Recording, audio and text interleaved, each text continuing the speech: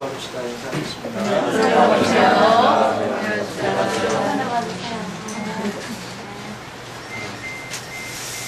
자, 오늘 많은 사람들이 신앙생활, 특히 이제 그러니까 뭐 신앙 색깔들이 여럿이 있는데 여러 교회들도 교회가 다 색깔이 다르고 사람들 색깔이 똑같은 사람이 있지만 우리가 다 같은 사람이 우리가 한국 사람이라 할지라도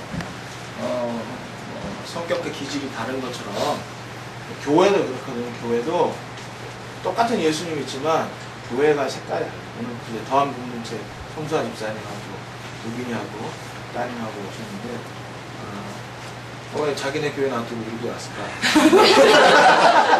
네, 오늘 그 교회는 흩어지는 예배를 드리는 날이에요. 그래서 원래 이제 이진호 목사님이 우리 교회에 한 15명 정도 보낸다고 15명 보내면 여기서 예배 못 드리죠. 밖으로 나가야 돼요. 네, 아무튼 그래서 이제 오신 건데 어쨌든 교회가 다 달라요. 우리 북기둥 교회 색깔이 있고요. 또 더한공동체 교회는 더한공동체대로 색깔이 있고요. 교회가 다 색깔이 다르죠. 그게 틀린 게 아니에요. 우리 교회 같은 비슷한 색깔을 가지고 있는 교회들은 좀 열정적이고 어떤 체험 같은 거, 성령의 은사라든지 체험이나 이런 것들을 많이 하게 되는데 그런 어떤 체험들을 하고 할 때 어떤 신앙적인 그 뜨거운 그냥 머리로 믿는 게 아니라 가슴으로 온몸으로 느껴지는 그런 것들, 그런 신앙 체험들, 신비 체험들을 할 때 그런 것들이 생겨날 때 사람들이 착각하는 게 뭐냐면 내가 신앙생활 잘하는구나 이렇게 생각을 해요. 그리고 반대로 그런 게 좀 없을 때 우리가 맨날 주여 합니까? 맨날 불러 합니까? 성목사님? 그죠? 네.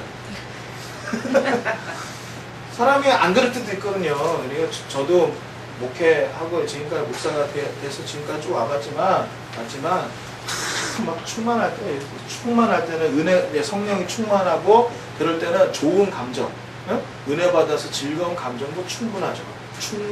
충만해요. 근데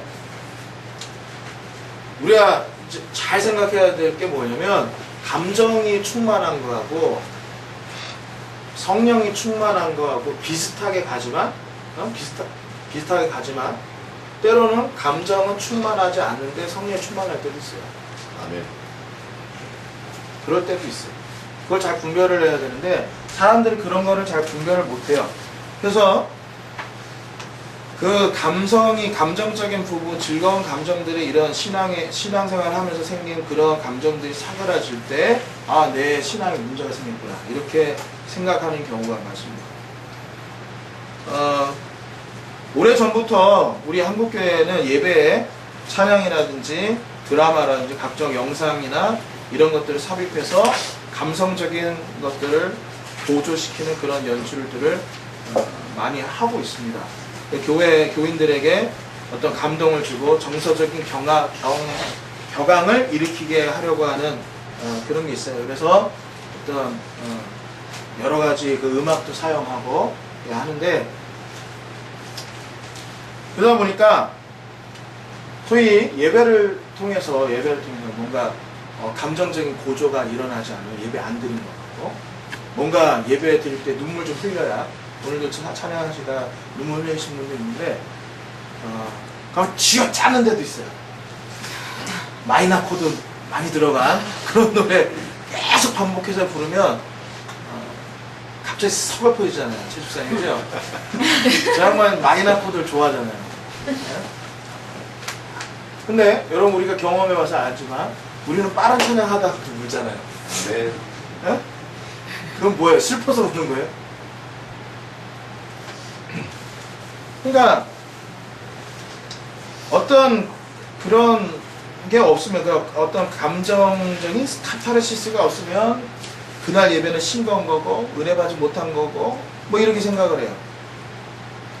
그리고 그런 것들이 있으면 예배가 성공이고 그런 게 없으면 예배가 실패된 것처럼 생각하기도 합니다. 또 이게 신앙생활에도 적용이 돼서요. 아까 말씀드렸지만 우리가 은혜 받으면 감정적 고조가 돼서 기뻐요, 즐거워요, 감사가 넘쳐요. 뭐든지 목사님 시키면 시킨 대로 열심히 하겠다고 그렇게 하고 순종하겠다는 마음이 돼요. 교회가 하는 게 뭐든지 다 좋아요. 그냥 뭐든지 다 좋고 뭐든지 다 오라. 목사님 좋고 전도사님 좋고 교우들도 좋고 권사님도 좋고 집사님도 좋고 다 좋아. 아멘 안 나오는 거 보니까 여러분들 지금 안 그런 거예요? 네. 근데 이제 소위 말해서 또 은혜 체험했던 그 순간이 떨어지면 고조된 감정도 식어요. 그러면서 우리 안에 즐거웠던 마음, 기뻤던 마음 그런 것들이 사라지면서 슬슬 짜증이 올라와요. 재미가 없어. 배우는 게 재미가 없어. 차양식이죠? 불평하는 마음이 막 생겨요. 그래서 입이 주둥이가 막 튀어나오기 시작해. 늘 해왔던 어떤 신앙인 예배라든지 헌금이라든지 맹사라든지 이런 것들이 부담스럽게 적용되기 유유상종이고 기적이에요. 자, 그리고 교회에 대해서도 또는 목회자나 또 교인들에 대해서 안 좋은 것들이 보이기 시작해. 마음에 안 들어. 재수없어. 샹! 막 이러면서 내가 사회에서 보면 아우 저 사회에서 봤으면 넌 안 봤어. 뭐 그러면서 그래도 교회는 떠날 수 없으니까. 근데 진짜 그런 사람들은 그런 것 때문에 교회 떠나죠 또. 자, 한번 옆에 사람한테 물어보세요. 나중에 혹시 교회에 나가고 싶은 생각 없냐고.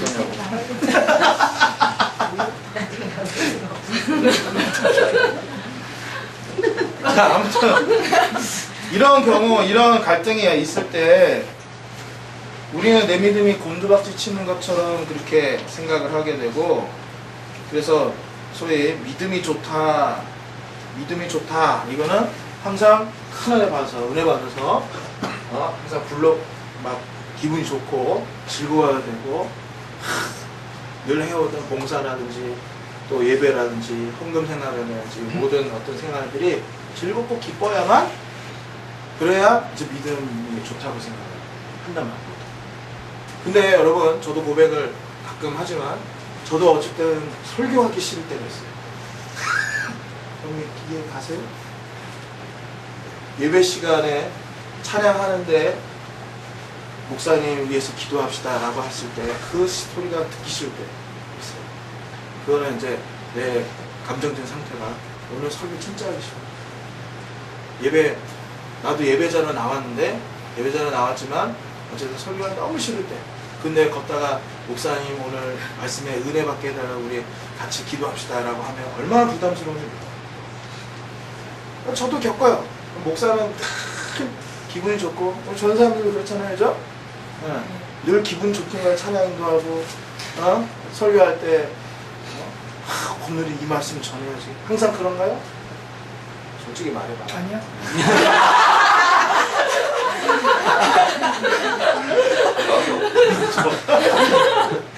하기 싫을 때 있고 지구멍이나 들어가고 싶을 때가 있어요.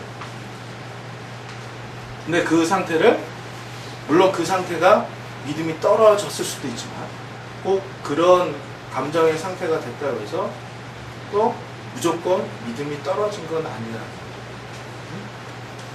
그게 왜냐면 그게 믿음이 아니기 때문에. 신앙의 세계는 감정의 세계가 아닙니다. 따라합시다. 신앙의 세계는 감정의 세계가 아니라. 그래서 신앙생활 한다고, 믿음생활 한다고 해서 항상 기분이, 감정이 좋아서 들떠야 된다? 들뜰 수 있다? 아닙니다. 신앙은 감정의 세계가 아니기 때문에, 물론 그러니까 감정의 세계가 아니다라는 건 내 감정에 따라서 신앙이 왔다 갔다 하지 않는다는 거예요. 뭔지 알겠어요?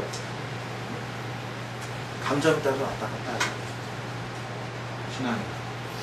감정을 초월하는 게 믿음의 세계고 신앙의 세계예요. 아멘? 아멘. 따라합시다. 감정을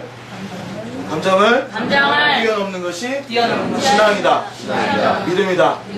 아멘. 아멘. 그런데 감정을 뛰어넘는 사람들이 많으냐?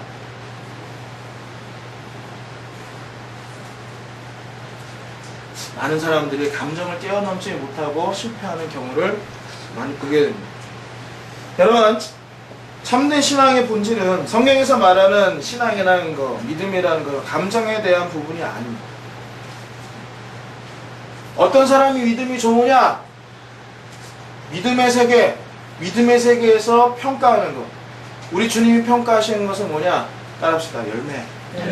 아멘. 열매. 이제는 너 지금 상태, 기분이 어때? 그 기분이, 저는 오늘 very nice예요 라고 얘기했을 때, 그래, 너, 그런 상태에서 예배인도 잘했어. 그래, 너 신앙 100점. 이렇게 안 한다고. 이렇게 안 해요. 하나님이 보시는 거는 너 예배 시간에 뭐 예배 어떻게 드렸고 했을 때 그 감정이 어땠고 뭐 그런 거 보시는 것이 아니라 하나님이 뭘 보시느냐? 너 지금 너의 현재 너의 신앙에서 너의 믿음 생활에서 너는 얼마나 열매를 맺고 있어? 너 예수 믿은 지 몇 년 됐어? 30년. 30년 됐으면 30년 동안 믿었으면은 30년 동안 믿으면서 네가 네 삶에 그 만들어낸 열매, 네 삶을 통해서 나온 열매는 얼마나 돼? 하나님 그 열매를 요구하신다는 거예요. 우리의 감정적인 거나 이런 걸 요구하시는 것이 아니라 열매를 요구하시는 거예요. 여러분, 우리 신앙이라는 거, 믿음 생활이라는 거, 우리 이제 영아 씨도 계속 교회 나와서, 자연 씨하고 계속 나와서 내가 너무너무 기뻐요. 저번에 3주 전에 이제 앞으로 계속 매주 나와야지. 나와야죠. 그랬는데 그때부터 순종을 하고, 자기들은 순종 개념이 없이 그냥 나오다 보니까 이제 순종을 안 받고 나온 것 같은데, 어쨌든 제가 입장에서는 계속 순종을 하는 것처럼 보여서 굉장히 감사해요. 근데 이제 우리 신앙생활 할 때 많은 사람들이 하나님 왜 찾냐면 자기들의 그 개인적인 문제나 이유 때문에 찾는 경우가 많잖아요, 처음에. 그래서 어떤 문제를 해결하기 위해서 또 아니면 마음이 공고해서 여러 가지. 근데 물론 우리가 삶의 어려움과 큰 환난과 문제가 생겼을 때 그 문제를 해결하기 위해서 교회를 찾고 신앙의 문을 두드리긴 하지만 거기서 머물러서는 안 된다. 거기서 머물러서.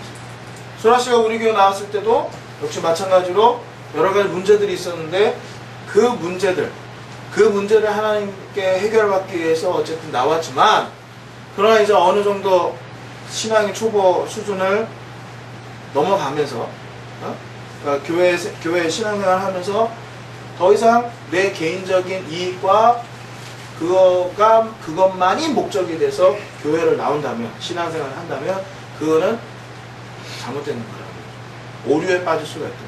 오늘날 한국교회에 수많은 사람들이 신앙생활하고 교회 다닌다고 하는데 제가 저번에 그런 글을 썼어요. 한국교회는 개독교와 기독교로 나뉜다. 그러면 기독교는 진짜 크리스찬들을 기독교인이라고 한다면 개독교는 뭐냐?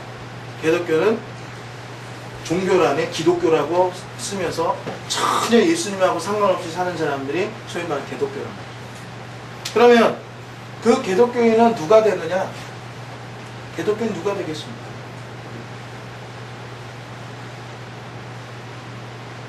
요즘은 개독교가 개독교라고 욕하는 애들도 있어요.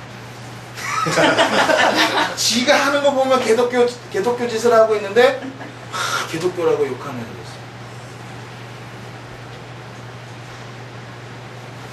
있어요. 우리 기독교 신앙은, 복음은 자기를 뛰어넘게 해요. 자기를 뛰어넘게 해요. 이건 뭐냐? 이기에서 이타로 바꾼단 말이에요, 복음은. 복음은 나를 그렇게 가게끔 한단 말이에요. 이기에서 이타로 가게끔 한단 말이에요. 그래서 정말 우리가 신앙생활을 하면서 복음을 알면서 복음이 나를 어떻게 이끌어가느냐, 어느 방향으로 이끌어가느냐, 소위 말해서 복음이 나에게 어떤 미션을 줬느냐.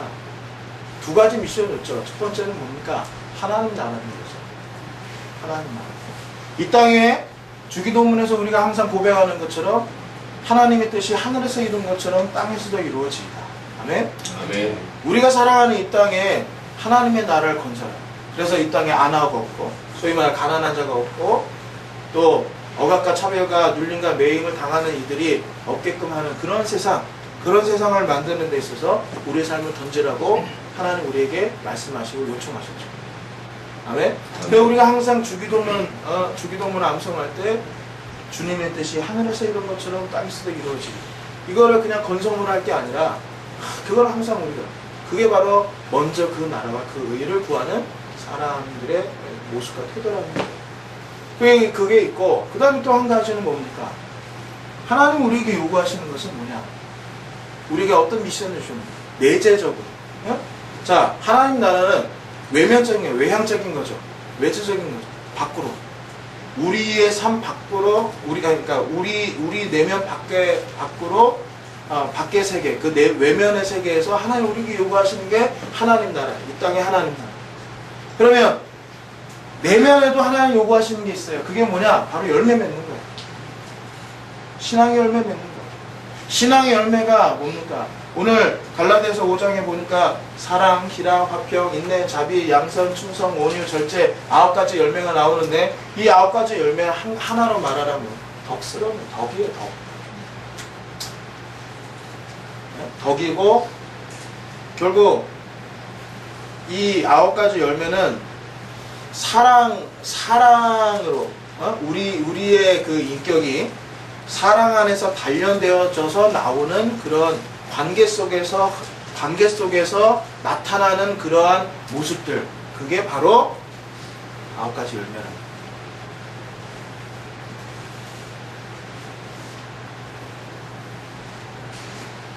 외적으로는 하나님의 나라, 내적으로는 성령의 열매. 이게 하나님 우리에게 주시는 요구하시는 미션이라는 거예요. 촉구하시는 거예요. 근데 이게 참 보면 지금 세월호 참사 이후로 그 교회에 이제 뭐 이렇게 나뉘어지고 하는 그런 양상이 이제 보이는데 저는 최근에 뭐 팔로워가 뭐 한 5,000명, 10,000명 이상 되는 하여튼 엄청나게 많은 사람들한테 영향을 끼치는 소위 이제 목사님들 페이스북에 들어가서 글을 4월 17일부터 쭉 이렇게 봤어요. 갑자기 생각이 나서 봤는데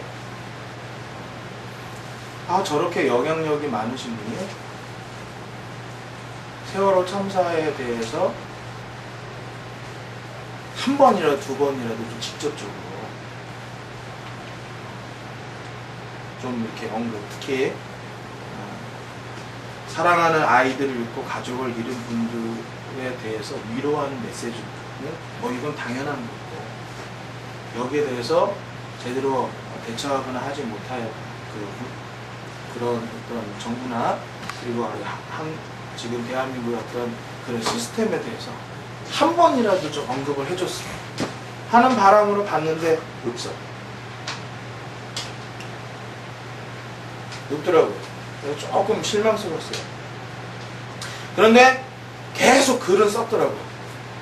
그 글을 쓰셨는데 그 글에 많은 사람들이 공감하고 뭐 공유를 한 300개 이상 공유가 돼요. 그 글이 300개 이상 공유가 되는데 그걸 보면서 그럼 그게 무슨 글이었냐?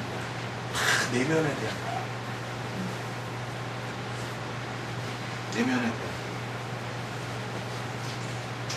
신앙의 열매에 관계된 그런 거.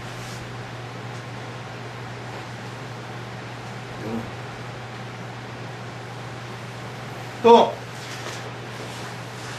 교회 개혁, 뭐 또 세상 어떤 개혁 이런 쪽으로 우리에게 주신 외면적인 그 미션 거기에 순종하고 따라가려고 하는 그런 목회자 또한 교인들도 많이 있잖아요.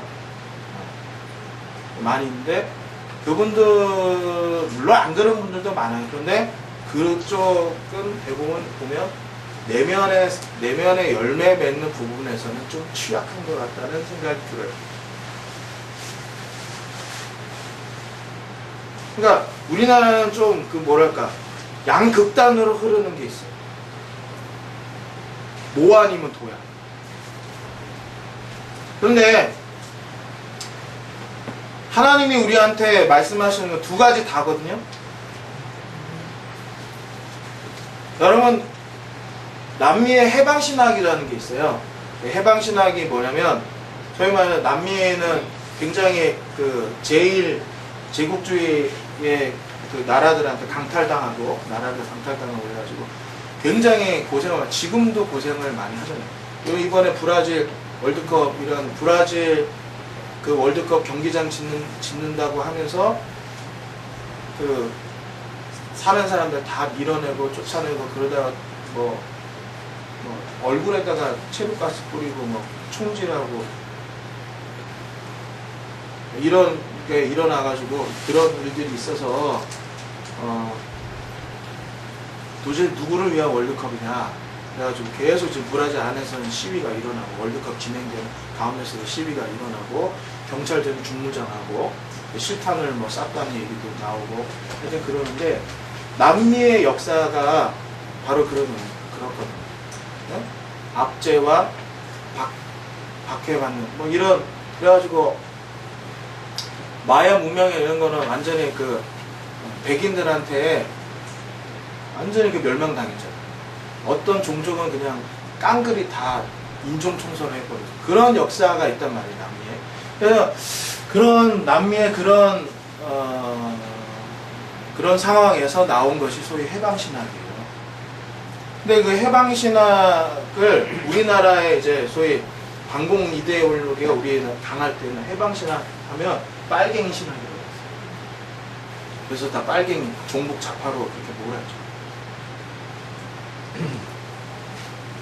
근데 그 해방신학의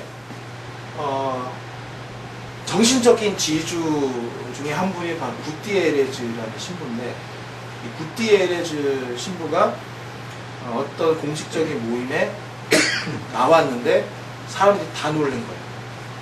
왜 놀랐냐면 해방신학은 그런 어떤 폭정에 대해서 때로는 무력으로도 시위하는, 무력으로도 항거하는 그러한 신학적 기반, 그러니까 어떤 반정부 시위하고 무력으로 시위하는 그런 사람들에게 있어서 정신적인 그 기둥이 바로 이제 해방신학이 됐는데, 그러다 보니까 이제 해방신학이 굉장히 거칠고, 해방신학 하는 사람들은 되게 거칠고, 뭐 투사적인 이미지 이렇게 생각을 했단 말이에요. 그런데 구티에르즈에 나타나는데 완전히 성자예요.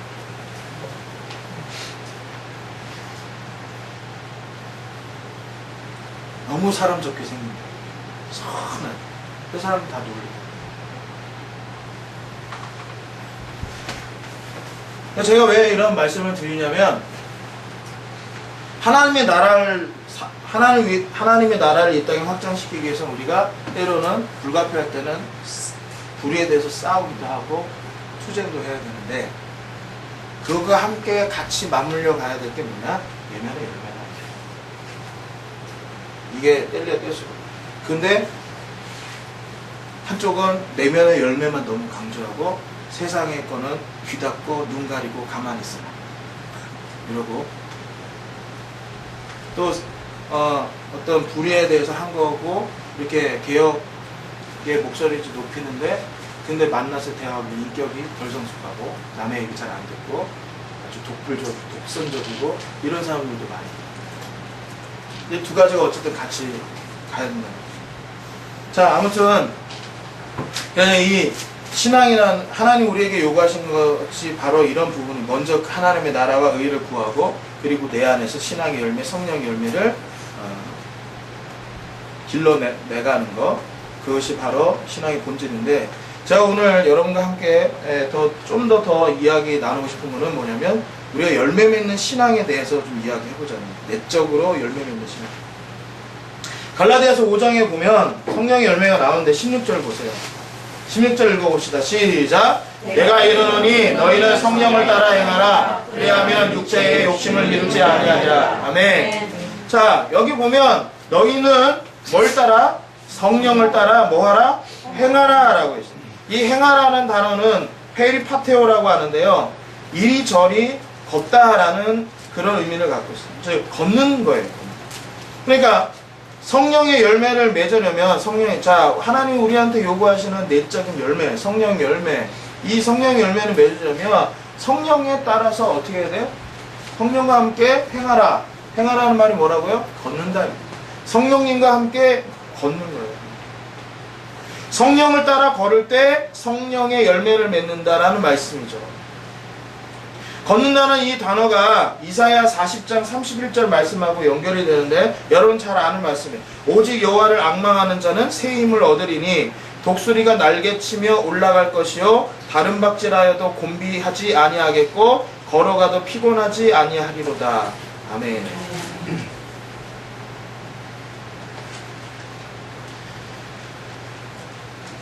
우리가 신앙생활 할 때 보면 이사야의 그 말씀처럼 우리가 독수리가 날개치듯 그게 나를 때도 있어요.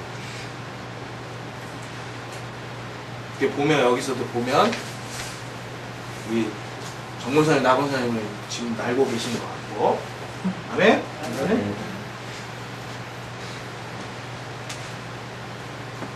과거에 날았던 분이 있고, 작년에 날았고. 아니 그런데 신앙생활 하다 보면 날 때도 있고. 근데 지금 이사야 선지자가 독수리 날개치며 뭐라 그랬어요? 올라감 같을 것이요 그 다음에 내려와요. 다른 박질하여도 곤비하지 아니하겠고 그 다음에 걸어가도 피곤하지 아니하리라. 우리가 살아가다가 하나님 우리가 이 땅을 살아가다 보면 날 때도 있지만 땅 떨어져서 달릴 때도 있고 힘이 다 빠져서 기분 다 빠져가지고 걸을 때도 있고.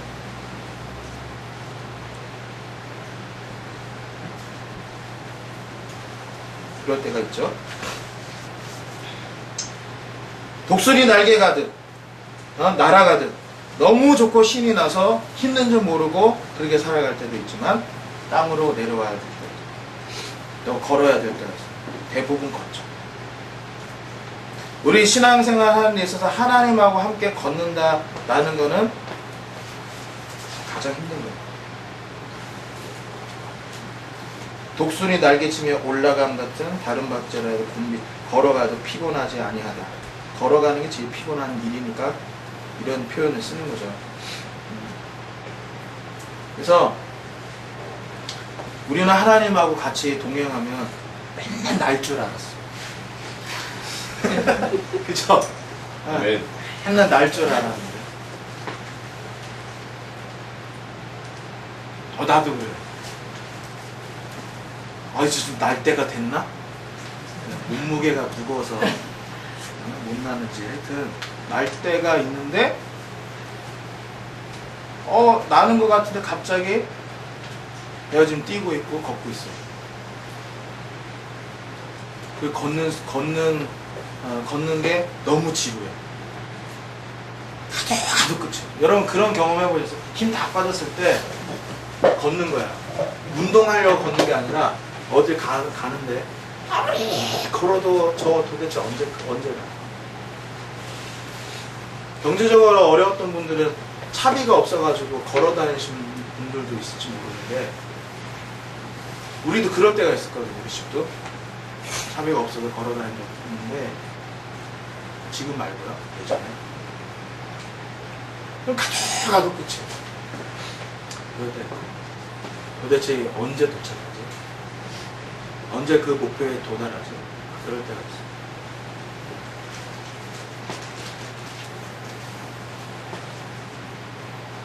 많은 사람들이 신앙에 착각하는 게 뭐냐면 하나님하고 같이 동행하면 성령님하고 같이 동행하면 날 거다.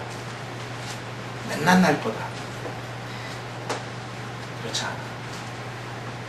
그 착각에 벗어나. 실은 달릴 때도 날 때보다는 달릴 때가 많고 달릴 때보다는 걷는 때가 더 많아. 여기서의 표현은 걸을 때가 달릴 때보다 쉬운 것 같죠? 달린다는 건 내리막길이에요. 내리막길이나 평지나 그러니까 뛰는 거죠. 걷는 거는 왜 힘들어서 이제 지쳐서 그래서 걷는 거거든요. 주저앉을 수는 없으니까. 하나님하고 같이 동행한 신앙생활 할 때 이럴 때가 많이 있어요. 항상 기분 좋고 들떠 있을 수 없어요. 때로는 무덤덤할 수 있어요. 그런데 그럼에도 불구하고 여호와를 앙망하라 그랬죠. 앙망이라는 말은 카와라는 히브리 단어인데 어두운 밤에서 광명을 바란다. 풍뿐히 일을 하고 품삯을 바란다. 고난 가운데 하나님의 구원을 바라본다. 이런 의미가 있어요. 또 함께 묵는다. 이런 의미도 있고. 그래서 우리가 날 때도 있지만 날 때는 뭐 힘들어 어려워 그런 거 모르죠. 근데 달릴 때나 걸을 때는 굉장히 많이 힘이 들어요. 어려울 때가 있어요. 진이 다 빠져요. 지금 우리 교인들 중에 이런 분들이 있어요. 지금 걷고 있는 사람 힘 빠진 거죠. 죽고 싶다.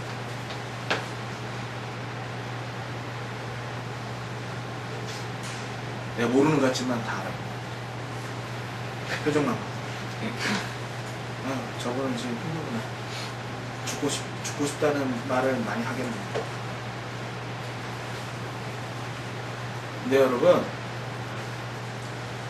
우리가 날 때도 있고 달릴 때도 있고 걸을 때도 있지만 뭐라 그랬어요? 여호와를 앙망하는 자는 곤비치 않고 피곤치 아니하겠다. 아멘. 아멘. 그런 말씀이 있죠? 비록 땅바닥을 걷고 기는 그런 순간, 우리가 등산할 때 힘 다 빠지면 예전에 친구들하고 그때 한참 팔팔할 때 한겨울에 저는 반팔 입고 저기 파카 하나 입고 10.8km 되면 그 지리산 노고단까지 걸어 올라간 적이 있거든요. 눈길에 아침도 안 먹고 한 몇 시간이면 올라갈 거예요. 화엄사에서 거기에 제일 지리산 다닌 분들 얘기 들어보니까 그 길이 제일 험하다고 그러더라고요. 화엄사에서 노고단까지 올라가는 길이 제일 험하다고 하더라고요. 그냥 뭐 그때는 그냥 아무 생각 없이 막 올라왔어요. 처음에는 신나 올라왔어요. 여기까지쯤에 다들 그때 군생활하고 난 방위생활했는데 다 올라갔어요. 미끄러지고 내가 한 3분의 2 정도 올라갔을 때 이제 빵하고 우유 하나씩 먹고 한겨울에 올라갔는데 처음에는 막 신나게 올라갔는데 그땐 달리죠. 거의 달려가듯이 올라가요. 이 힘 다 떨어지면 어떻게 해요? 나중에 기죠. 네 발로 가요. 너무 힘들어요. 그러니까 우리가 인생을 살아갈 때 네 발로 길 때가 참 많죠. 그죠? 강호성님 안 그런가요? 네 발로 길. 근데 그런 상황이라도 네 발로 기는 건 나의 지금 네 발로 기어가는 이런 상황은 내 지금 현재 내 인생의 상황이에요. 그런데 네 발로 기어도 피곤하지 않고 곤비하지 않아. 왜? 하나님이 힘을 주신다. 감당할 수 있는 힘을 주신다. 그래서 결국은 그 산꼭대기에 올라가고 장애물을 뛰어넘고 다음에 풍파를 이겨내고 다음에 된다. 그게 어떻게 가능하냐? 앙망하는 자에게 가능하다. 앙망이 뭐예요? 앙망이란 말은 하나님과 내가 붙기는 거예요. 연관이 있어요. 밧줄로 묶여있듯이 하나님에게 내가 묶여있어요. 여러분 잘 생각해보세요. 내가 지난 한 주간 살아갈 때 내가 했던 모든 일들이 하나님하고 관련됐나? 연관됐나?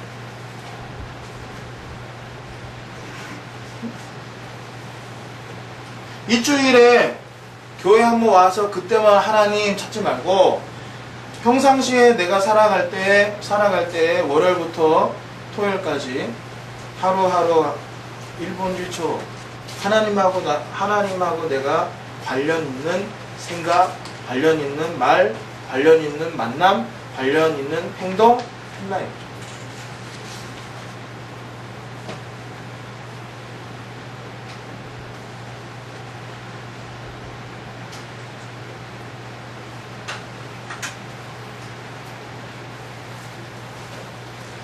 두 번째, 악망이라는 말은 우리의 눈이 하나님을 향해야 하는데, 악망이란 바라본다는 거였거든요.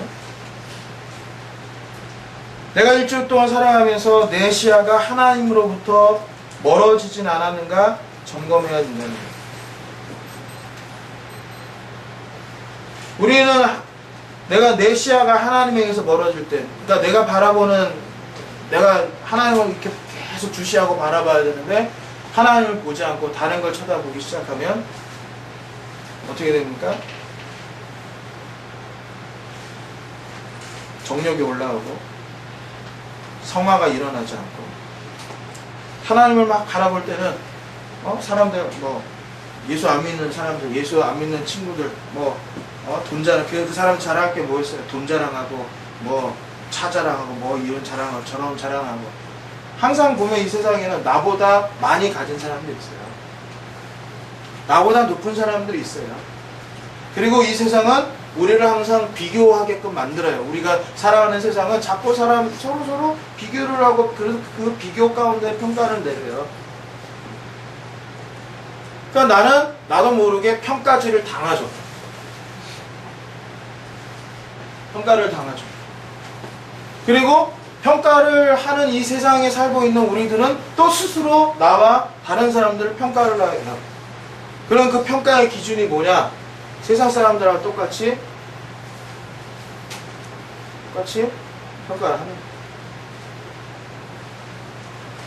그럼 그 평가를 해서 내가 못 미치면 어때요? 자괴감에 빠져요.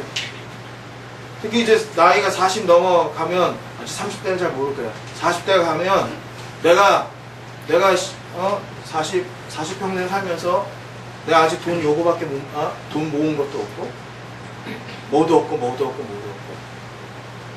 이런 생각도 들면서 또 자괴감 빠질 때가 있거든요. 그런데 학교 다닐 때는 공부 지지를 못하고 막 그랬던 놈인데 잘 나가 지금. 그런 거 보면 막 자존심 막 상하고 하긴 또.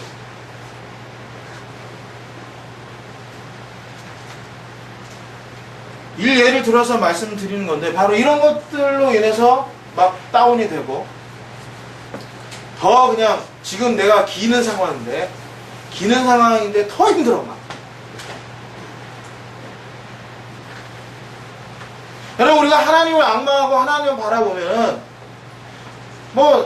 그 사람이 나보다 더 많이 가졌든 상관없이 내가 지금 누구를 바라보고 있느냐? 하나님 바라보고 있어. 내가 지금 하나님과 연관된 삶을 하루하루 살고 있는데, 하루하루 하나님과 연결돼서 묶여서 살아가고 있으면 하나님이 나를 인정하시는 것이 내가 느껴져요? 안 느껴져요? 느껴져요. 하나님하고 나하고 이렇게 묶여있어요. 묶여있으면 지금 제 체온하고 이재현 누나 체온하고 서로 이렇게 맞닿으면서 서로 이게 뭐가 이렇게 느껴지는 게 있단 말이에요. 이 사람이 나를 싫어한다. 그러면 이렇게 딱 잡고 있을 때 기분이 안 좋아요. 왜냐면 서로 사람이 이렇게 묶여져 있으면, 연결되어 있으면 뭔가 들어오고 나가게 돼 있어요. 그죠? 들어오고 나가게 돼 있어요. 서로 부부가 서로 싫어하는 부부가 있어요. 싫어하는 부부는 살갗만 스쳐도 싫대요. 그래. 살짝만 스쳐도 싫대요.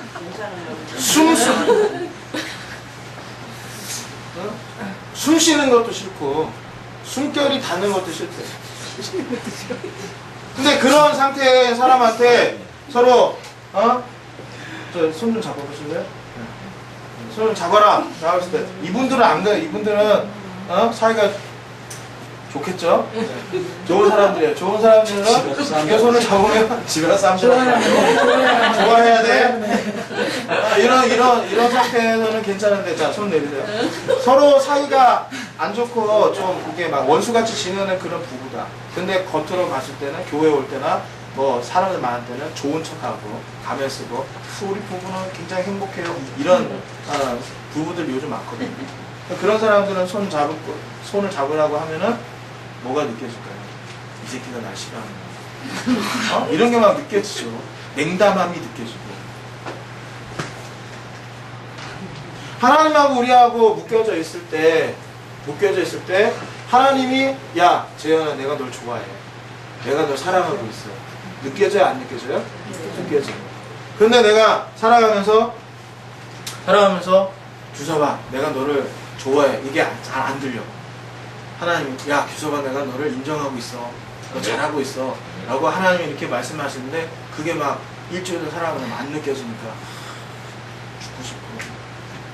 갑자기 막 술이 막 땡기고 막 다른 게 다 뭐 모든 게 다 그냥 싫고 짜증나고 그냥 다 때려 엎고 싶고 막 부시고 싶고 사람이 순간적으로 그런 감정이 들 수 있는데 그게 하루가 가고 이틀이 가고 사흘이 가고 일주일이 가고 한 달이 가고 두 달이 가고 이렇게 되면 지금 그건 뭐냐? 내가 하나님하고 묶여있지 않다는 거야. 내가 바닥을 기는 그런 삶을 살고 있다 할지라도 묶여있으면 하나님 날 지지하는 게 느껴져요. 하나님을 내가 바라보고 있으면 하나님 나를 바라보고 계시면 바라본다는 뭐예요? 시선과 시선이 서로 이게 마주치는 거죠. 시선과 시선이 이렇게 마주치면 왜 이렇게 좋아해? 그러면 그 시선에서 내 눈에서 상대방의 눈으로 내가 사랑하고 좋아한다는 그런 신호가 가는 거잖아요. 하나님하고 나하고 이렇게 바라보면 그게 간단 말이에요. 하나님한테 그게 온단 말이에요. 또 붙어 있으면은 하나님 날 지지한다는 게 느껴져요. 그러니까 내가 독수리 날개치며 올라가다가 바닥에 꽉 꼬꾸라져가지고 그래도 달리면 안 돼 막 갈만한데 해서 막 뛰다가 너무 힘들어 그래가지고 걷다가도 너무 피곤해서 기어. 그런 상황에서도 내가 앙망하고 하나님 바라보고 그리고 하나님과 묶여져 있으면 그거를 하나님이 계속 내가 이런 상태임에도 불구하고 하나님 계속 나를 지지하는 게 느껴지죠. 여러분 지지하면 예전에 IMF 터졌을 때 그 극한 어려움을 극복했던 가정들 얘기 들어보면요 다 이구동성으로 공통점이 나오는데 그게 뭐냐면 아내가 날 믿어줬다.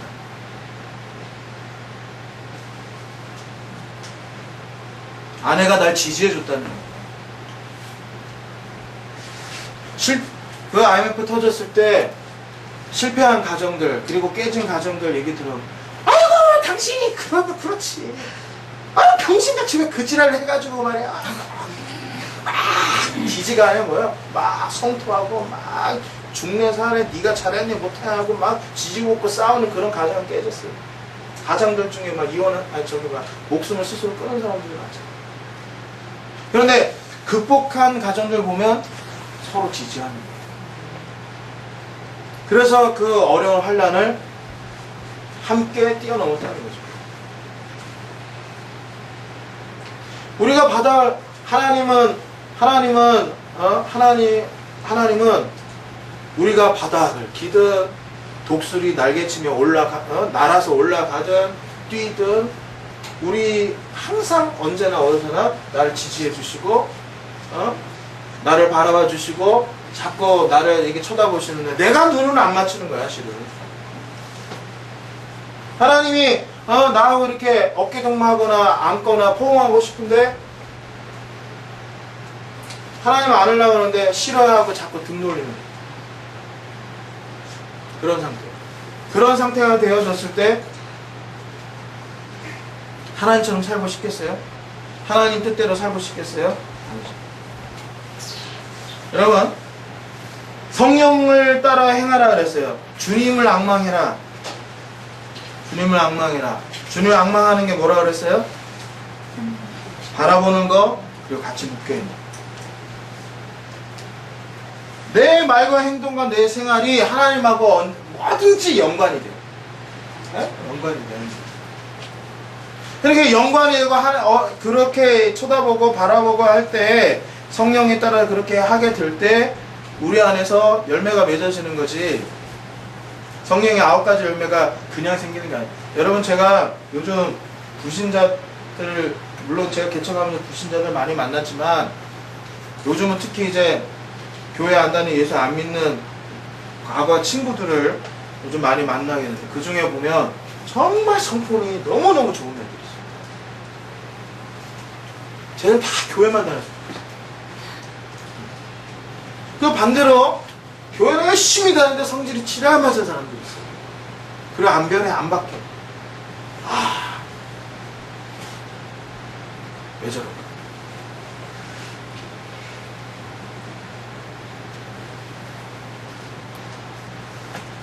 그래서 제가 이제 어떤 생각을 했냐면,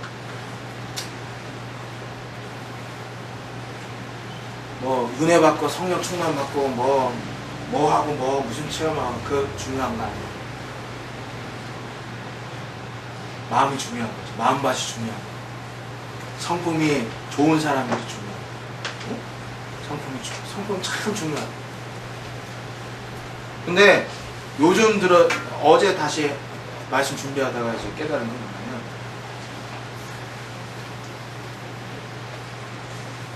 본성적으로 성품이 좋은 사람들 그렇게 많지 않더라고요. 여기도 보세요. 여기도 지금 우리 가운데서 그 성품 자체가 정말 괜찮은 분이다 라고 얘기할 수 있는 분들이 몇 명이 되겠어요? 단가요? 난 성품 좋다. 저도 지랄 맞은데 사람 누구는 뭐 제가 볼 때는 이제 표면적으로 봤을 때 정원사님이나 성사님 10년 전에 그런 모습으로 5년 전까지의 모습은 참 세인트 농담이에요. 섹시험 들지 마세요.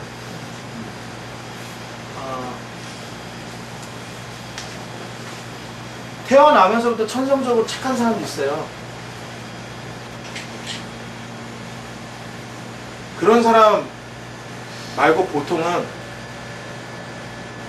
자라는 환경이나 이런 부분에 있어서 뭐가 많이 나거나 했는데,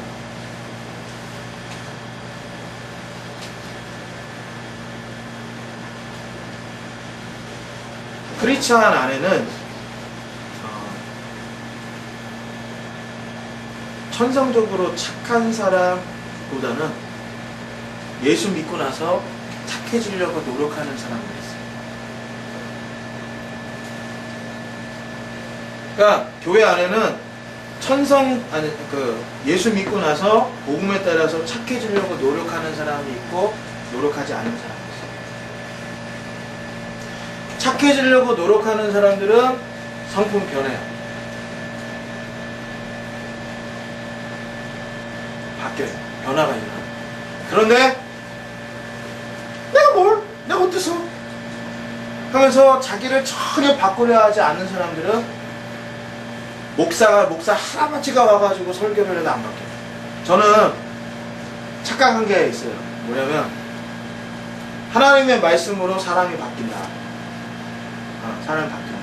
저는 지금도 그걸 믿어요. 그런데 하나님의 말씀을 내가 설교하면 사람들 바뀐다고 착각을 했어요. 그래서 안 바뀌는 사람 그런 사람이 있어. 여러 가지 얘기 듣고 애들 얘기 듣고 하면 형 가서 개인적으로 만나서 말씀에 비춰서 가르치거나 아니면 예배 시간에 또 그 부분에 대해서 그런 문제가 나오면 그 사람의 어떤 단점을 지적하고 고치라는 그런 말씀이 나왔을 때는 그 말씀을 더 세밀하게 이렇게 가르치고 이렇게 해왔어요. 근데 목회 15년 한 10여 년 만에 깨달은 건 뭐냐면, 그래도 안 바뀌는 놈들은 안 바뀌는, 안 바뀌는 년들은 안 바뀌더라고요. 근데 바뀌는 사람이 있고 안 바뀌는 사람들이 있어요. 그러면 바뀌는 사람과 안 바뀌는 사람의 차이가 뭐냐? 몰라서 안 바뀌는 게 아니에요. 몰라서 안 하는 게 아니에요. 다 알아요. 다 알아. 중요한 거는 본인 스스로가 바뀔 생각이 없어요. 자기가 자기 스스로를 변화하려고 하는 의지가 없는 거예요. 어떤 글에 그런 얘기가 있더라고요. 남을 바꾸려 하지 말아라. 응? 남을 바꾸려 하지 말아라. 네가 아무리 해도 걔는 안 바뀐다. 사람은 남의 얘기 아무리 들어도 바뀌지 않는다. 단 하나, 본인 스스로가 바뀌려고 할 때 바뀐다. 그래서 왜 성령님이 보혜사인가, 그것도 깨닫게 됩니다. 보혜사는 곁에서 돕는 자라 그러잖아요. 주도하는 자가 아니라 성령이 돕는 거야. 그럼 성령이 뭘 도우느냐? 이재현 전도사 안에 계신 성령님이 이재현 전도사가 스스로 내가 바뀌어야지, 내가 변화돼야지, 아멘? 네, 변화돼야지 하는 그런 마음을 갖도록 성령님이 자꾸 안에서 자극을 하시고 속삭이시고 감동을 주시고 하는 거예요. 근데 안 바뀐다. 그렇게 감동을 줘도 안 바뀐다. 안 바뀌는 건 감동을 안 받는 거야. 성령님이 하시는 말씀 아무리 들어도, 뭐 예를 들면 또 그런 거 있잖아요. 제가, 여러분, 우리가 그 돈에 대해서도 말이죠. 우리가 뭐 소비를 할 때 어떻게 소비하라고 그랬어요?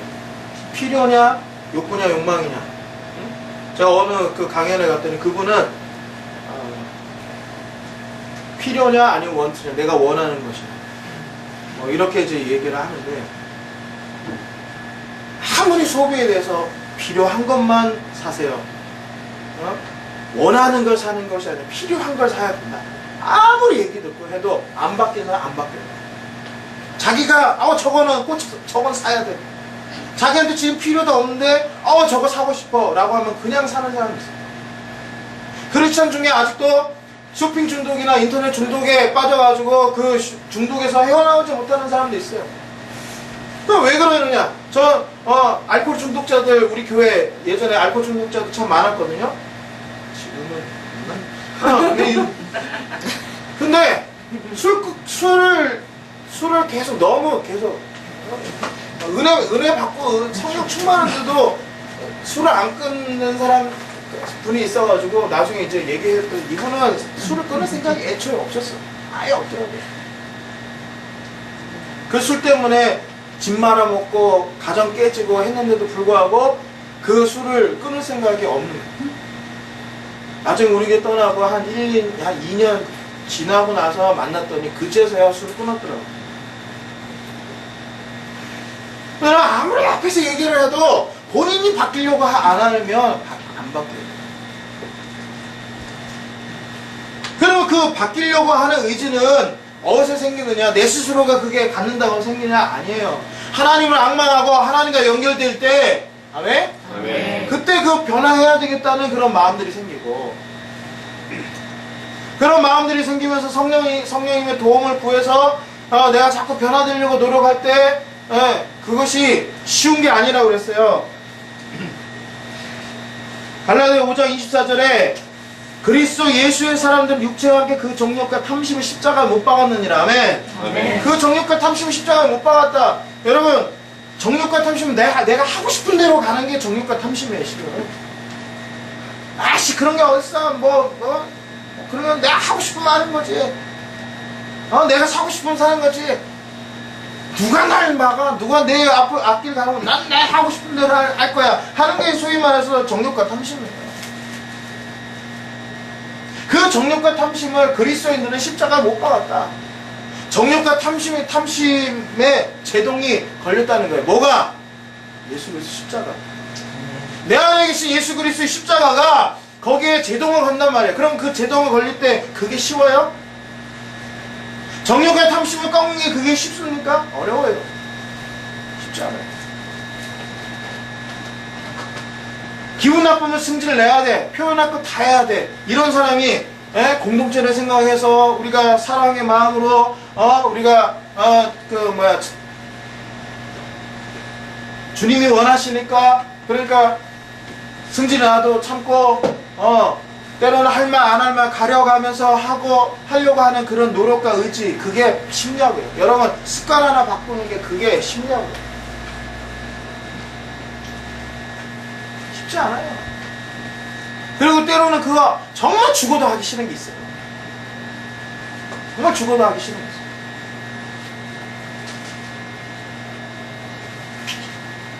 있어요. 신앙의 열매를 맺는다는 거는 그게 쉬운 게 아니에요. 어려운 거예요. 어렵지만 해야 되는 거예요. 아멘? 신앙의 열매를 맺게 되면 신앙의 열매가 맺으면서 삶의 열매도 아름다운 열매들이 맺어진단 말이죠. 우리가 정욕과 탐심대로 가면 그럼 어떻게 됩니까? 거기에 유흥과 쾌락과 그리고 망함과 저주와 이런 것들이 발생하죠. 그런데 우리가 하나님의 말씀대로 가면 거기에 무슨 역사가 일어나요? 생명의 역사가 일어나요. 살리는 역사가 일어나는 거죠.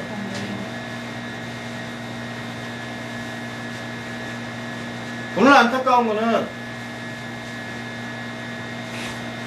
예수 믿고 나 예수 믿었어. 나는 그래서 예수님 믿기 때문에 이제 의로워졌어. 나는 이제 지금 당장 죽어도 천국 갈 수 있어 하는 이런 칭의 이론, 그 신앙 여기에만 머물러는 사람들이 나 이제 구원받았으니까 끝. 그러면서 더 이상 자기 삶을 하나님 말씀에 바꾸려 하지 않아요. 그냥 교회만 왔다 갔다 해요. 그런 사람들이 많죠. 근데 칭의, 우리가 예수 믿고 의롭다 칭함을 받은 건 이제 시작이에요. 예수 믿는 우리들은 그때부터 어떤 요구, 하나님이 어떤 미션이 있느냐, 열매를 맺어라. 그리고 하나님 나라를 위해서 너의 인생을 드려라. 아멘? 이 두 가지 미션을 하나님이 주시는 건데, 근데 많은 사람들이 그 미션에 관심이 없고, 오로지 교회 다니면서 하나님을 잘 믿으면 복 받는 데더라. 복만 받으려고 하는 거야. 며칠 전에 제 친구가, 야, 준씨가, 너 목사니까 내가 너한테 어떻게 내가 너를 어떻게 하면 너한테 도움이 되겠냐. 내가 아는 그러니까 세상에 목사님이 많은데, 그 목사님들은 다 잘할 수는 없고, 너는 내 친구니까 너한테 내가 잘해서, 그래, 나도 좀 복 좀 받자. 그래가지고, 됐거든요? 네가 만나는 사람들, 네가 만나는 사람들 다 이렇게 선하게 잘 해주고 잘 하라고 그렇게 이제 이야기했는데, 여러분 농담한 진담반으로 얘기를 했지만 그 친구가 저한테 이야기했지만 소위 이런 것들이 우리들 무의식 안에 깔려 있어요. 복 받으려고 신앙생활하는 거 아니에요. 여기서 복이라는 거는 소위 말해서 부자 되고 자식 잘 되고 이런 소위 말해 기복적인 걸 말하죠. 세상적인 복을 말하는 건데, 이런 복 물론 하나님 주세요. 아멘? 하나님이 주세요. 그런데 그거는 부록이지 주가 아니라는 거죠. 주가 아니에요. 우리가 가야 될 방향, 우리가 가야 될 목적, 열매 맺는 삶. 그 열매를 맺기 위해서 지난 한 주간 얼마나 애쓰고 노력을 하셨습니까? 얼마나 기도하셨습니까? 자, 오늘 말씀을 보면서 내가 하나님과 묶여 있었나? 내가 하나님을 계속 주시하고 바라보고 있었나? 하나님과 계속 시선을 맞추고 일주일을 살았나?